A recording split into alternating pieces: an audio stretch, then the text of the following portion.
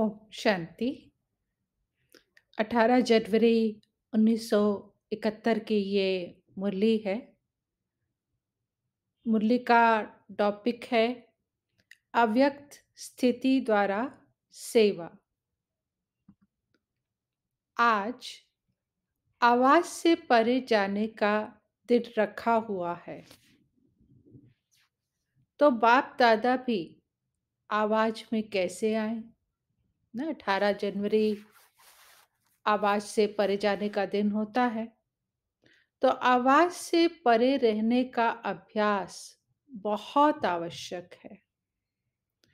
आवाज में आकर जो आत्माओं की सेवा करते हो, उससे अधिक आवाज से परे स्थिति में स्थित होकर सेवा करने से सेवा का प्रत्यक्ष प्रमाण देख सकेंगे ना। अभी तक हम सेवा करते तो आवाज में आते, लेकिन जैसे संडे की मुरली में भी बाबा ने मनसा और वाणी का जो कॉम्बिनेशन बोला, तो वही बाबा कह रहे हैं कि आवाज से स्थिति आवाज से परे की हो और फिर सेवा करें, तो बाबा ने कहा उसका प्रत्यक्ष प्रमाण देख सकेंगे।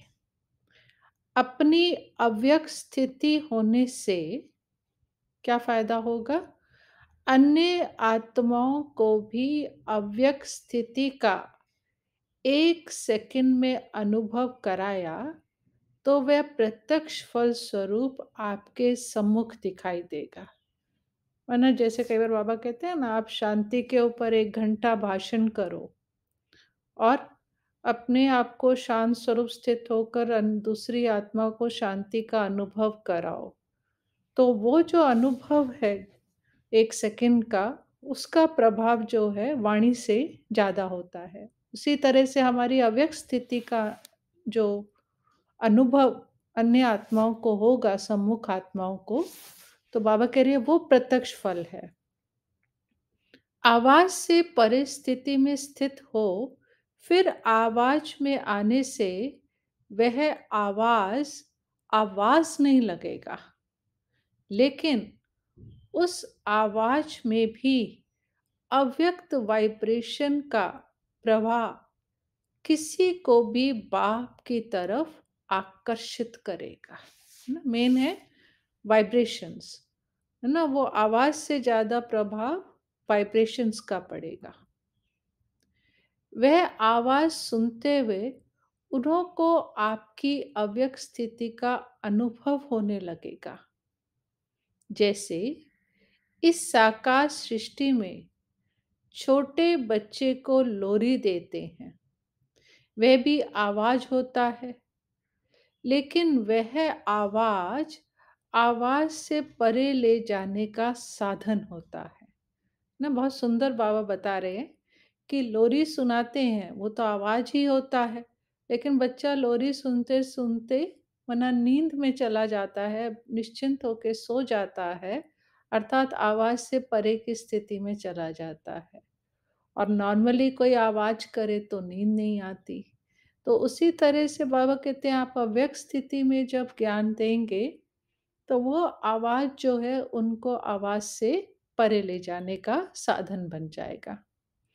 ऐसे ही अव्यक्त स्थिति में स्थित होकर आवाज में आओ, तो आवाज से परे स्थिति का अनुभव करा सकते हो ना। जैसे मेडिटेशन कमेंट्री कराते हैं, तो कमेंट्री क्या है? आवाज से ही कराते हैं, लेकिन आवाज से कराते हैं, लेकिन आवाज से परे ले जाने के लिए कमेंट्री कराते हैं, है ना। तो वो आवाज नहीं लगता है। 1 सेकंड की अव्यक्त स्थिति का अनुभव आत्मा को अविनाशी संबंध में जोड़ सकता है। अगर 1 सेकंड भी हो गया किसी को ऐसा अनुभव, तो आप सोचे उसका कितना भाग्य बन जाएगा, जो बाबा से उसका संबंध जुड़ जाएगा।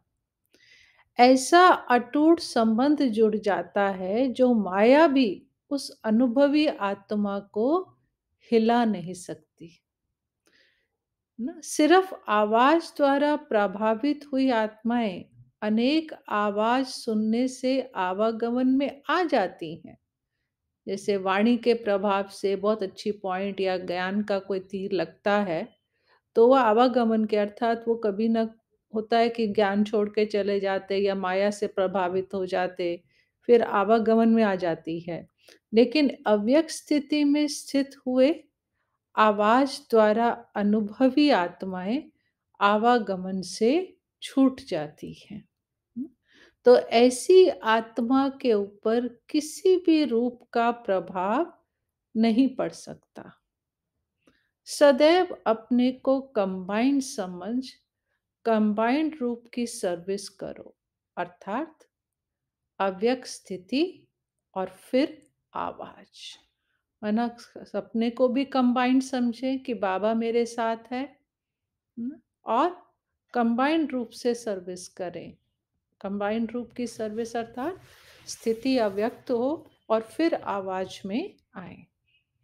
दोनों की कंबाइंड रूप की सर्विस क्या बनाएगी? वारिस बनाएंगी ना, वारिस आत्माएं निकलेंगी। सिर्फ आवाज द्वारा सर्विस करने से प्रजा बनती जा रही है। तो अब सर्विस में नवीनता लाओ। फिर किसी ने पूछा बाबा से कि इस प्रकार की सर्विस करने का साधन कौन सा है? तो बाबा ने उत्तर दिया कि जिस समय सर्विस करते हो उस समय मंथन चलता है, लेकिन याद में मगन यह स्टेज मंथन की स्टेज से कम होती है ना। जैसे ज्ञान सुनाना होता है तो ज्ञान के पॉइंट का हम मंथन करते हैं, बहुत बुद्धि चलाते हैं, अच्छा ये सुनाएंगे, अच्छा ये पॉइंट सुनाएंगे, ये देंगे, ये करेंगे। लेकिन बाबा कहते हैं मंथन चलता है, लेकिन जो याद की अवस्था है कि याद में मगन होकर जो बाबा ने कहा व्यक्त स्थिति बनाकर आवाज में आए, वो बाबा ने कहा कम है। दूसरे की तरफ ध्यान अधिक रहता है ना, जिसको सुना रहे हैं उसकी तरफ ध्यान रहता है। अपनी अव्यक्त स्थिति की तरफ ध्यान कम रहता है। कई बार हम सुनने वाले को ही देखते रहते हैं कि ये सुन रहे हैं, नहीं सुन रहे हैं, इनको समझ आ रहा है, नहीं आ रहा है ना? तो अपनी अव्यक्त स्थिति से हम नीचे आ जाते हैं उसके कारण से। इस कारण ज्ञान के विस्तार का प्रभाव पड़ता है, लेकिन लगन में मगन रहने का प्रभाव कम दिखाई देता है। रिजल्ट में ये कहते हैं कि ज्ञान तो बहुत ऊंचा है, वरना रिजल्ट में जो सुनता है वो ये तो अप्रिशिएट करता है कि बहुत ऊंचा ज्ञान सुनाया, लेकिन मगन रहना है यह हिम्मत नहीं रखते, क्योंकि अव्यक्त स्थिति द्वारा लगन का अर्थात संबंध छोड़ने का अनुभव नहीं किया है। बाकी थोड़ा कणा दाना लेने से प्रजा बन जाती है। अब के संबंध जुटने से ही भविष्य संबंध में आएंगे, नहीं तो प्रजा में। अगर अभी बाबा से संबंध नहीं जुड़ा उनका, तो बाबा कहते हैं उस आधार पे ही भविष्य है, नहीं तो फिर प्रजा में आएंगे। तो नवीनता यही लानी है। क्या नवीनता लानी है? जो एक सेकंड में अव्यक्त अनुभव द्वारा संबंध जोड़ना है। हमारा लक्ष्य हो कि उनका, हमारी बुद्धि में ये ना हो कि हम ये पॉइंट सुनाए, पॉइंट्स के ऊपर ज़्यादा ना सोच, अपनी अवस्था बाबा कहते हैं बनाओ, तो उनको अव्यक्त अनुभव होगा और उनका संबंध जुड़ेगा। संबंध और संपर्क दोनों में फ़र्क है ना। एक है रिलेशन, संबंध माना रिलेशन, संपर्क माना कनेक्शन, ना कि थोड़ा बहुत कनेक्शन में है, लेकिन संबंध तो गहरा होता है ना। संपर्क में आते हैं, कनेक्शन में है, जैसे कभी-कभी आते हैं या उस तरह संबंध। जैसे एक बच्चा है वो तो बाप के पास कभी भी जा सकता है, और एक कोई प्रजा है या कोई स्टाफ मेंबर है या इस तरह से है, वो कनेक्शन है, वो कहते हैं हाँ हमारा प्रेसिडेंट से, प्राइम मिनिस्टर से कनेक्शन है। और एक है कि प्रेसिडेंट मेरे फादर है, राजा मेरा पिता है, तो फर्क हो गया ना। तो वो संपर्क में तो आ जाते हैं, लेकिन संबंध नहीं जुड़ता। संपर्क में आते हैं, संबंध में नहीं आते। और वर्षा तो संबंध से मिलेगा ना, संपर्क से कणा दाना मिल जाएगा, लेकिन वर्षा जो है वो तो संबंध से मिलेगा। समझा? आज के दिन अव्यक्त स्थिति का अनुभव किया है। 18 जनवरी की मुरली है ना, तो बाबा कहते हैं आज के दिन अव्यक्त स्थिति का अनुभव किया है। यही अनुभव सदा काल कायम रखते रहो तो औरों को भी अनुभव करा सकेंगे। आजकल वाणी व अन्य साधन अनेक प्रकार से अनेकों द्वारा आत्माओं को प्रभावित कर रहे हैं, लेकिन अनुभव सिवाय आप लोगों के अन्य कोई नहीं कर सकते हैं, न करा सकते हैं। इसलिए आज के समय में यह अनुभव कराने की आवश्यकता है। ना दुनिया में लोगों के पास ज्ञान तो बहुत है, लेकिन अनुभव बाबा कहते हैं वो आपकी स्पेशलिटी है। तो आप अनुभव कराओ। सभी के अंदर अभिलाषा भी है, थोड़े समय में अनुभव करने के इच्छुक हैं, सुनने की इच्छुक नहीं है। ना आज सब सुन सुन सुन तो बहुत लिया, दुनिया में भी सुनते हैं, लेकिन बाबा कहते हैं आज वो चाहते हैं हम शांति के बारे में सिर्फ सुने नहीं, लेकिन शांति का अनुभव करें। अनुभव में स्थित रह अनुभव कराओ। ना सभी का स्नेह वतन में मिला। ना फिर बाबा को वतन में, क्योंकि 18 जनवरी है तो सभी बच्चे वतन में जाते, अमृत वेले से ही 2 बजे से ही मधुबन में देखो सब जगह 2 बजे से उठ करके बाबा से मिलन मनाने वतन में जाते। तो बाबा ने सभी से स्नेह से मिले वतन में, सुनाया ना बाबा ने सुनाया था वतन का समाचार। 3 प्रकार की याद और स्नेह वतन में पहुंची। है ना, वैरायटी बच्चे है ना। तो 3 प्रकार के याद कौन सी थी? वियोगी, योगी और स्नेही। ये 3 शब्द बाबा बता रहे। तीनों ही रूप का याद प्यार बाप दादा को मिला। रिवाइज कोर्स के वर्ष भी समाप्त होते जा रहे हैं। वर्ष समाप्त होने से स्टूडेंट्स को अपनी रिजल्ट निकालनी होती है। तो इस वर्ष की रिजल्ट में हर एक को अपनी कौन सी रिजल्ट निकालनी है, इसकी मुख्य 4 बातें ध्यान में रखनी है। ना पहले तो बाबा ने बताया 3 प्रकार के। एक वियोगी, है ना, बाबा से वियोग के कारण ना उस तरह से मिल रहे, कोई योगी आत्मा है और कोई बहुत स्नेही। फिर बाबा ने कहा कि 4 बातें ध्यान में रखनी है, रिजल्ट निकालो अपनी।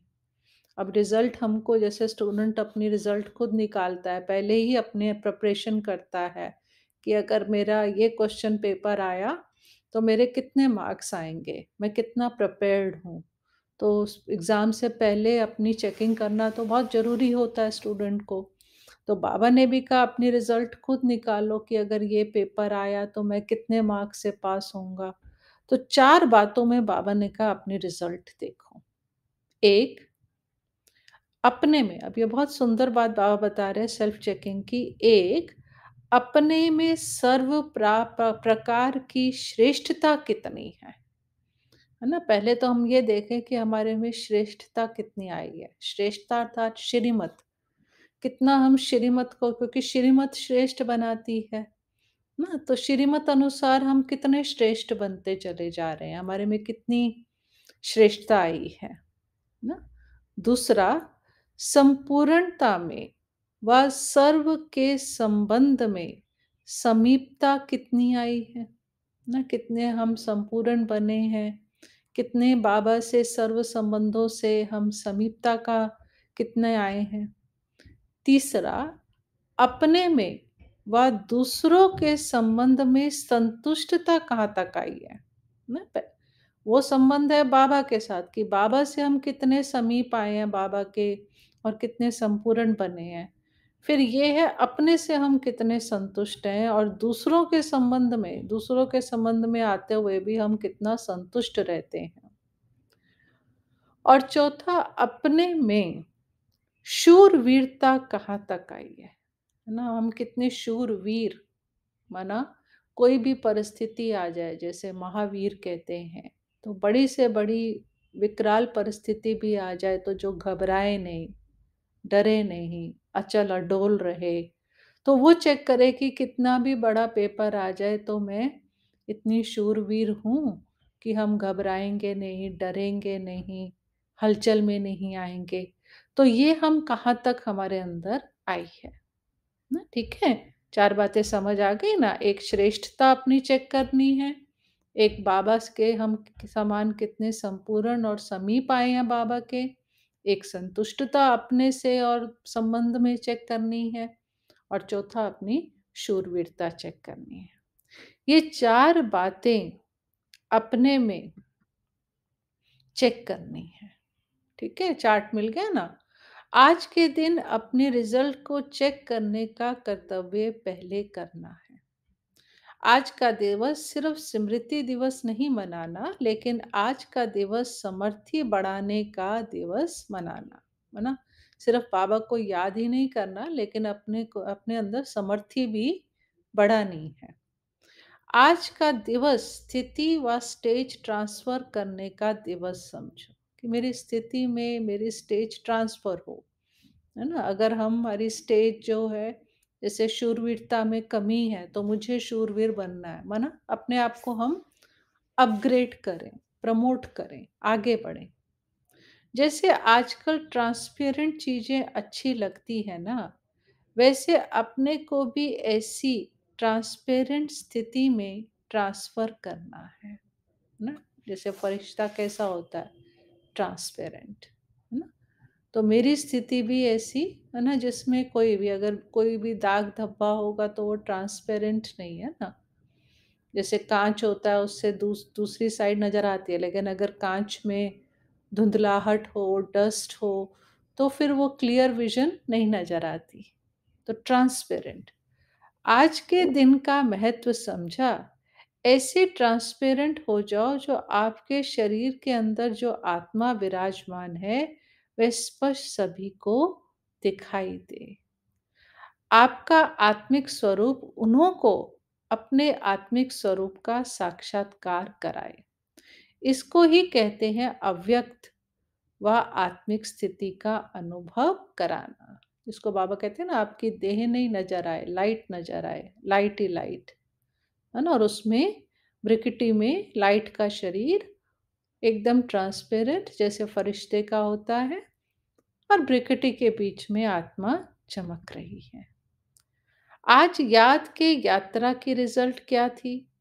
स्नेह स्वरूप थी या शक्ति स्वरूप थी? यह स्नेह भी शक्ति का वरदान प्राप्त कराता है। तो आज स्नेह का वरदान प्राप्त करने का दिवस है। एक होती है पुरुषार्थ से प्राप्ति, दूसरी होती है वरदान से प्राप्ति, ना? एक तो हम अपने पुरुषार्थ से अपने अंदर कोई प्राप्ति या अपने में परिवर्तन लाते हैं, है ना? दूसरा होता है कि वरदान, है ना? सपोज़ मेरे अंदर मेरे को नींद आती है बहुत, है ना? तो मुझे निद्रा जीत बनना है, ये मेरा लक्ष्य है। अब कई बहुत निद्रा जीत बनने के लिए पुरुषार्थ करते हैं ना। और दूसरा है कि अमृत वेले बाबा से वरदान में निद्रा जीत का वरदान ले लिया। अब क्या है, वरदान जो है वो सहज निद्रा जीत बना देगा। ऐसे ही और भी जैसे व्यर्थ संकल्प आते हैं या विघ्न आते हैं, तो मैंने बाबा से वरदान ले लिया कि बच्चे, बाबा तो वरदान अमृत वेले बच्चों को देता ही है, तो बाबा ने वरदान दे दिया कि तुम विघ्न विनाशक हो। और बाबा ने तो कितने वरदान दिए हैं, बस वरदानों को यूज करना है ना। तो आज का दिन पुरुषार्थ से शक्ति प्राप्त करने का नहीं, लेकिन स्नेह द्वारा शक्ति का वरदान प्राप्त करने का दिवस है। आज के दिन को विशेष वरदान का दिन समझना, है ना? 18 जनवरी तो विशेष दिन होता है वरदानों का, ना? अनुभव है हमको, बाबा से बहुत वरदान मिलते हैं। स्नेह द्वारा कोई भी वरदाता से वर प्राप्त हो सकता है, क्योंकि ब्रह्मा बाबा का भी हम बच्चों से अति स्नेह है। और बाबा कहता है कि, और वो तो कंबाइंड है बाप दादा, तो 18 जनवरी पे बाबा स्नेह में कोई भी वरदान प्राप्त करना चाहो तो वरदान दे देता है। भगत लोग तो कितनी तपस्या करते हैं, तब उनको कोई वरदान मिलता है। समझा? पुरुषार्थ द्वारा नहीं, लेकिन स्नेह द्वारा।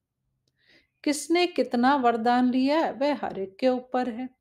लेकिन स्नेह द्वारा सभी समीप आकर वरदान प्राप्त कर सकते हैं। ऐसा नहीं है। बाबा कहते हैं आप स्नेह द्वारा समीप आओ बाबा से, तभी तो बाबा कहते हैं मुझे दिल से याद करो, प्यार से याद करो, मेहनत नहीं करो, मोहब्बत करो। क्योंकि जहाँ स्नेह है, प्यार है, मोहब्बत है, वहाँ तो वरदान स्वतः ही मिलते रहते हैं। वरदान के दिवस को जितना जो समझ सके उतना ही पा सकता है। इसलिए देखो, जनवरी मास में हर कोई तपस्या करता है ना? कितना ध्यान रखता है। क्यों? क्योंकि ये है ही वरदानी समय। वैसे तो पूरा संगम युग वरदानी है, लेकिन 18 जनवरी विशेष दिन है। कैच करने वालों की कमाल होती है। आज के वरदान दिवस पर जो जितना कैच कर सके, उन्हें उतना ही वरदान प्राप्त किया। अब बाबा कहते हैं बाबा तो दे रहा है, अब आपके ऊपर है आप कितना कैच करो। जैसे पुरुषार्थ करते हो एक बाप के सिवाय और कोई याद आकर्षित ना करे, ऐसे आज का दिन सहज याद का अनुभव किया। ना कि ये दिन जो है, याद की भी मेहनत नहीं होती है। याद भी सहज हो जाती है। अच्छा, ओम शांति।